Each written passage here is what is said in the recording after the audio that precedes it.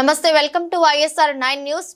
America అక్రమ వలసదారుల పేరుతో యువతను అమెరికా ప్రభుత్వం క్రూరమైన పద్ధతిలో వ్యవహరిస్తుందని సిపిఐ నేత నారాయణ ఆగ్రహం వ్యక్తం చేశారు.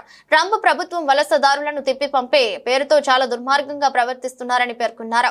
ఈ మేరకు అమెరికా పార్లమెంటు ముందు వీడియో రిలీజ్ చేశారు. ట్రంప్ ప్రభుత్వం అధికారంలోకి వచ్చిన వెంటనే కక్ష కట్టినట్టు వలసదారులను జంతువుల తరహాలో ట్రీట్ చేస్తుందని ఆక్షేపించారు.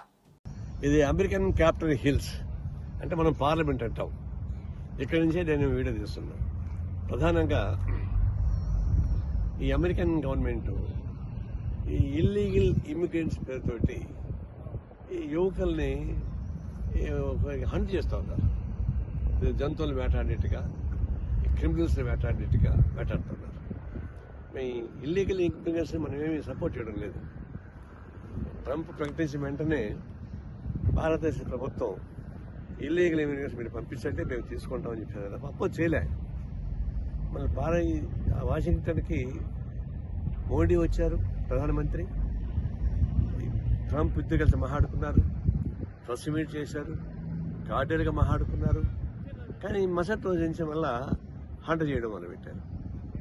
నేను చెప్పేది ఏంటంటే ఇల్లీగల్ ఇమిగ్రెంట్స్ని ప్రాసెస్ ప్రకారం చేయించాలి. వాళ్ళని ఫైన్ మార్నింగ్ వచ్చిన వాళ్ళు కాదు, వాళ్ళు డికేట్స్ వచ్చారు.